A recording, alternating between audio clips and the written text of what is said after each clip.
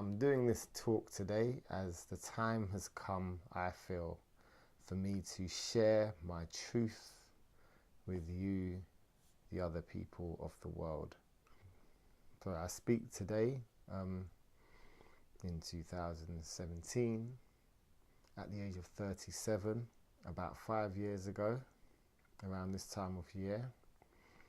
My life went through a massive change where I had an experience that changed my life and my outlook and what I thought was even possible to be experienced in the human experience.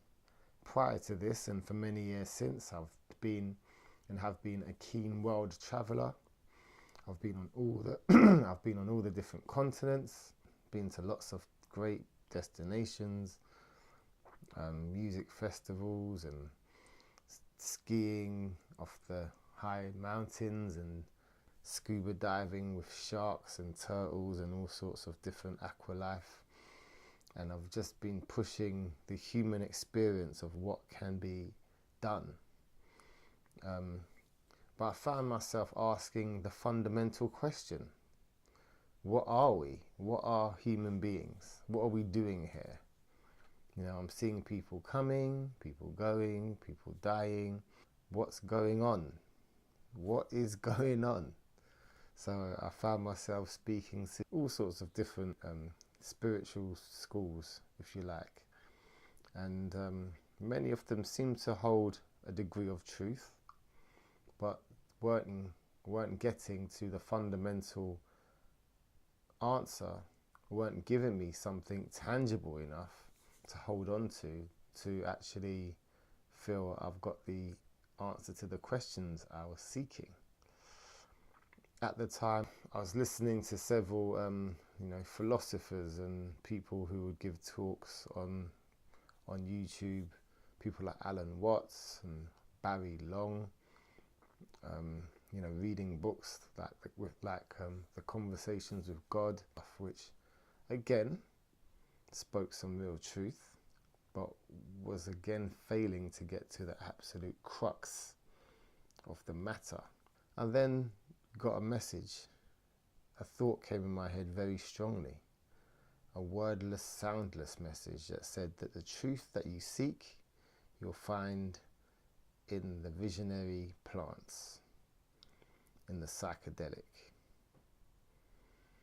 I thought, okay, this came through very strongly, that's all I can say, and I felt I had to research that further. So I went online, back on YouTube, and started reading books and done lots of research, and decided I wanted to try LSD, having looked into that particular substance, looked into the toxicity of it, how much you have to take to actually get the full experience, which isn't much, milligrams, and what people said that they'd experienced on it made me very interested. So I set about finding this stuff. So, long story short, a few days later I got this stuff.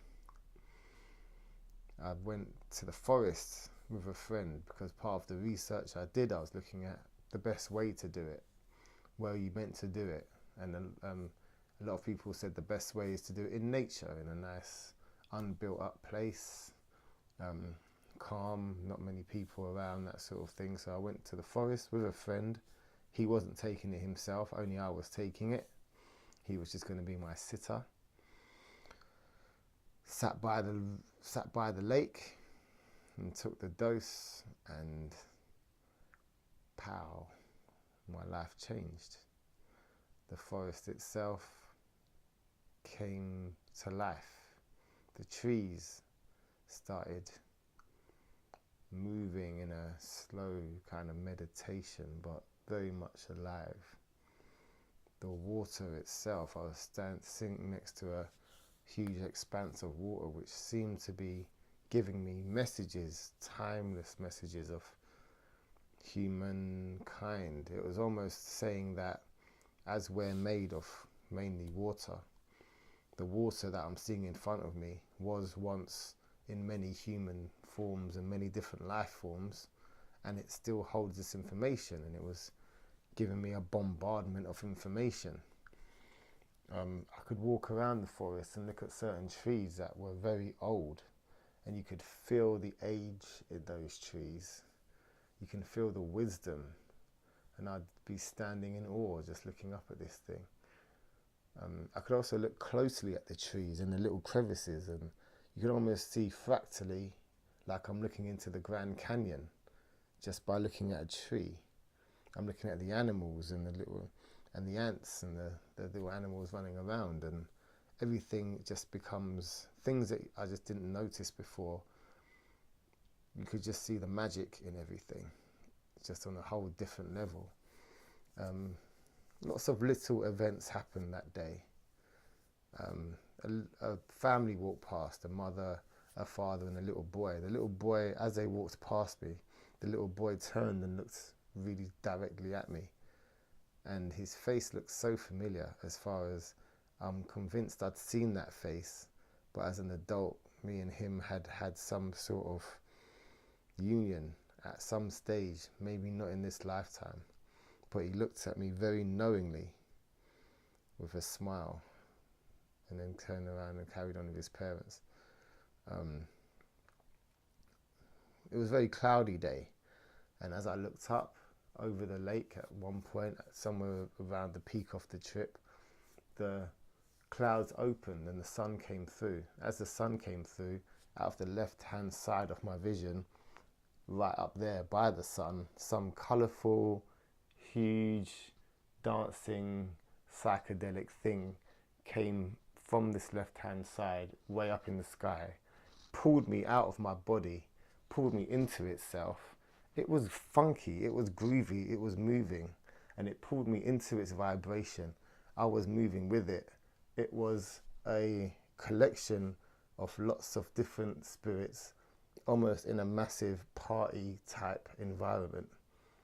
It was a beautiful vibration. It was made of amazing colours and shapes. Pulled me into itself. Let me vibe with it for, I'm not sure how long. It wasn't long, seconds probably. Then it threw me back out.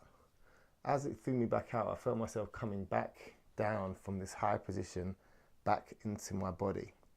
As I was coming back into my body, all the things that I had associated as being me started to reattach themselves to me. My name, my nationality, my education, my opinion on all these different subjects, and who I was became a almost prison for my mind, a small box that I was living inside. I had been shown there was a whole other world outside of that box. And the box that I had created, as you know, it was still a cool box to be in. You get to look at it and say, okay, that's some pretty cool opinions you've got there. You know, it also included all my experiences, not just my experiences, but my thoughts on those experiences. It showed me that this is something I had created. This is a sum of the you think you are. But we've now shown you that you're something more than that. And I say we because it felt like I was in touch with some higher intelligence that was showing me things. I mean, much of what happened I can't tell you because much of it was very visionary, and much of it, I can't tell you. It's an experience. But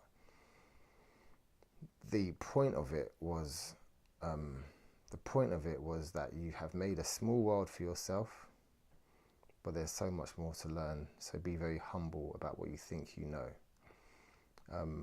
Again, I was wandering around the forest after that. I mean, after coming back into my body, I burst into tears of joy and awe and just wonder, and I was just absolutely enthralled at what had just happened.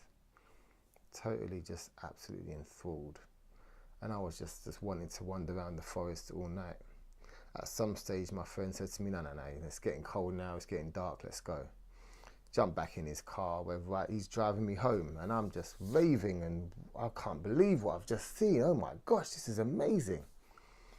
I was just in my own exhilarated state.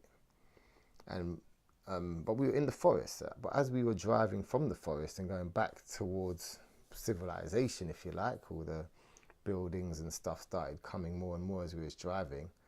I felt this tension, this inner city tension coming back into me. In the forest, everything was so simple. Then he dropped me home, so we're in my house, we're chilling, I'm cool, hey, this is really cool, yeah, and you know, I'm still talking, I can't believe, oh my gosh, this happened and that happened. And then he was like, well, cool, you know, I've got to go, bye. And he left the house, boom, he left me. I live alone, I'm alone all the time, I'm not someone who's ever uncomfortable alone in my own house. But all of a sudden, I found myself in a state of extreme paranoia. I felt, wow, well, I'm still, because I was still tripping at this stage. I wasn't totally down. And I was like, am I going to open this door and pink elephants are going to start coming out the wall? I was just very, very uncomfortable being on my own. Quite scared. And I actually found myself phoning people up, hey, can you come round? Eventually a friend did come round and she came and we hung out and I was a lot happier. So this is where the trip can go, certainly towards the end of a trip, they can certainly nosedive. And since then I've learned ways of combating that. One way is definitely to sing your way out of it. And part of a good thing to do when you're having a psychedelic experience and you know you're gonna peak, but in the end you might be left in a low place. This is quite common in the psychedelic experiences. They show you great, beautiful things, but then in the end they leave you down there. As your own thoughts and your own pessimisms and things start to come in, it can leave you in dark places.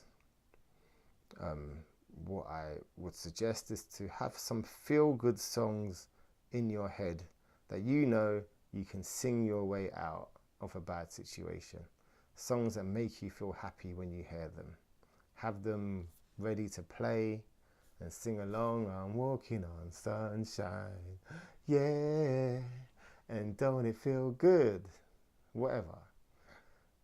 Just songs that you know will make you feel better. They really help. That can really help you out of that particular situation. I mean, my thoughts on that and that first LSD experience is that it is not for everyone. I think the problem is, what you might find is, if you find yourself in that paranoid state where you want to get out of it now, I'm not enjoying this anymore, you're not allowed to get out of it. It's not finished with you, and it will not even let you think, all right, I've been in states since then where I've been on LSD and been having uncomfortable times at some stage in the trip.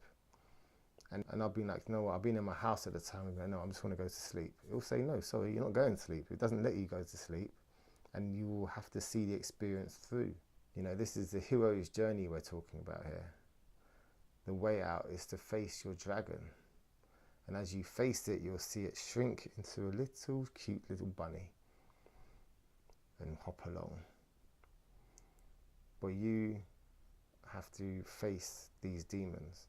Much of what you face is your own psyche, the things that are inside of you already, past trauma from this life and others. And if you don't deal with them, then they're not going to go away. You're going to carry on living them out in different ways. But yeah, just a test run for now. I'm going to do the proper psychedelic talk. I've got much to say, you know. I've had experiences since then. It started with LSD. It went to magic mushrooms, psilocybin. It's gone into ayahuasca in Costa Rica, in Holland. I've stayed in a dark room for 5 days without a pinprick of light. I've had peyote. I've had some interesting experiences with several different experiences. Of course, culminating in DMT, which is the main vein, hitting the main vein, going as far out of this world as you possibly can. You can only go so far on an aeroplane. You know, I've gone on aeroplanes all over the world, and hey, you get to where you're going and there's the same sky, there's the same sun, the same ground beneath my feet. Maybe some different animals, maybe some different music and some different food, but you're essentially moving around on the same plane. But as human beings, we've been given the option and the chance to go to a whole other plane. This is part of where we're going now as human beings. This is part of our evolution. To go from being fully physical beings to becoming mental beings. Beings that can move freely with our minds. We're all given a clue of this by the fact you can lay in your bed at night, lay your body to rest, and consciously go off into all sorts of different places that we call dreams. What's actually happening there? Break down the experience. Your body's left in the bed. You know your body, where your body is. You know where your body is, but another part of you, the real part of you, the part of you that wears the body, has left the body and gone somewhere else. Well, this is a clue. This is the universe giving you a clue about your power. The universe has then given us several different practices and different plants and different mushrooms that allow you to enter this dream state consciously and move through infinite different dimensions. And what we can experience, what we are currently experiencing in your average human life, and what is available to you to experience, you know, we're hardly scratching the surface now. I want to go deeper, I want to go further. As unsettling as it might be, I'm just keen to push this thing on. And I will. And I'll let you know what happens.